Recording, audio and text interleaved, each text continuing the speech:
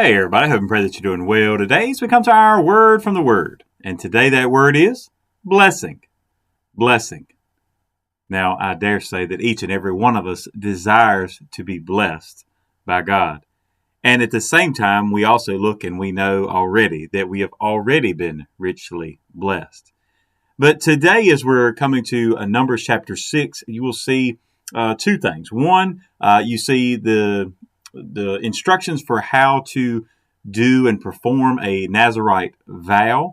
And so there's a lot of details about that. Remember, as we talked about yesterday, even the holiness of the marriage, the holiness of the camp, and that Nazarite vow is also something that someone could commit to voluntarily for a period of time. Really, we only know of two, I guess, really Samuel and Samson that were like lifetime. There's some speculations about John the Baptist being a lifetime Nazarite, but at the same time, that's just a way that they were set apart, a way that they consecrated themselves to be set apart, abstaining from a few things. And again, this is for holiness. It's all about a relationship with God. So you kind of get to the end of this section and you see that God tells Moses what he is to pass along to Aaron and his sons about how they are to pray a blessing over the people. And it is still a connection to God. Now, I know sometimes we get in the habit of repeating the same prayers sometimes, and sometimes that's wrong. I think we can do that in a wrong attitude and in a wrong way. At other times, I think it's perfectly fine. I mean, if you're sincere from your heart, I use the Lord's Prayer, right? I mean, obviously, it's a good prayer. Obviously, it was meant to be a model prayer, not something that we only recite, but to set the pattern for us. So I believe that this is somewhat the same. It's fine to repeat it just like it was, and I'm sure that many Jewish priests did just that and repeated it word for word. But it is also this wonderful, bringing these wonderful truths about God into a prayer of blessing over the people. So let's look at what that blessing is today. Numbers chapter 6, verses 22 through 27. And the Lord spoke to Moses, saying, Speak to Aaron and his sons, saying, This is the way you shall bless the children of Israel. Say to them, The Lord bless you and keep you. The Lord make his face shine upon you and be gracious to you. The Lord lift up his countenance upon you and give you peace. So they shall put my name on the children of Israel, and I will bless them. So let's talk about the last part first. He says, You'll put my name on them, and then I will bless them. It was that connection of blessing, and it was the name of God, the name of Yahweh is powerful. And so as they would pray these blessings on the people, it was even then still a connection to God the Father. And so as the priest would be doing this, think about the other things that they said, right? May the Lord bless you.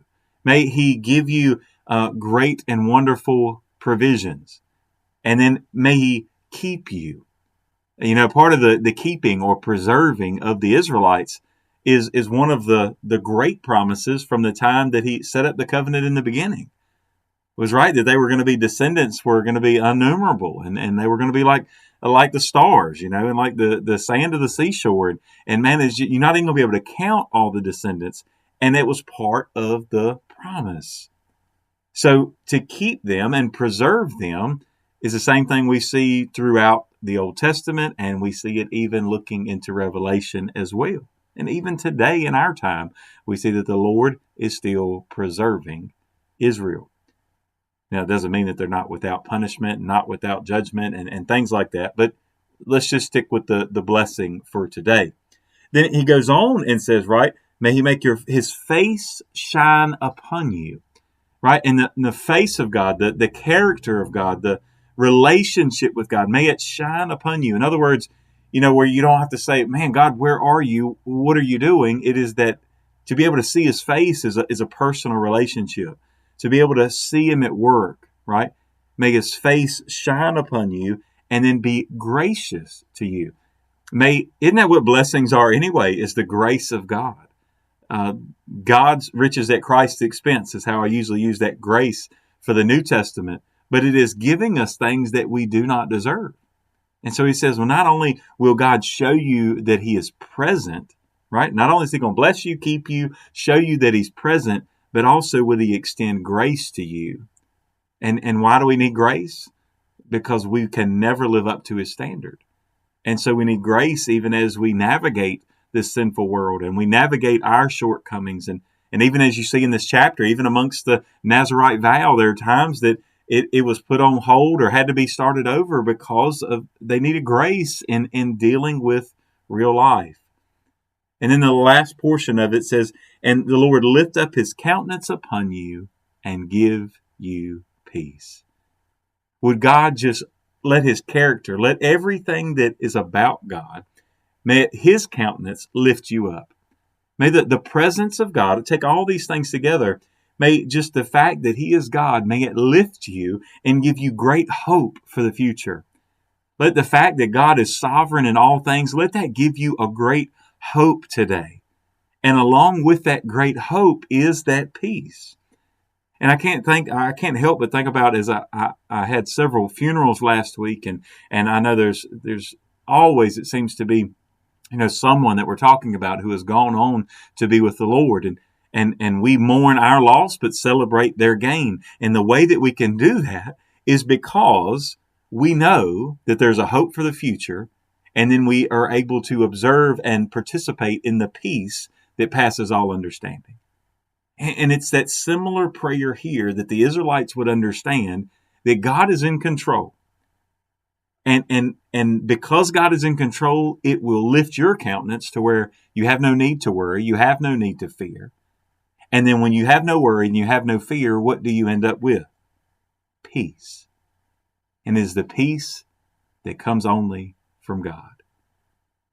See, when the priest would pray this blessing over Israel, I mean, just think if someone was to pray this over you, how it would make you feel. But that's what I want to do today. I want to close our time, and I'm going to read the scripture again. But I want to pray this even over you. I want you to think about this coming from God. And this isn't just reciting some words, but it is truly a prayer. So here today, may the Lord bless you and keep you. May the Lord make his face shine upon you and be gracious to you. May the Lord lift up his countenance upon you and give you peace. God bless you. And I pray you have a great, great day.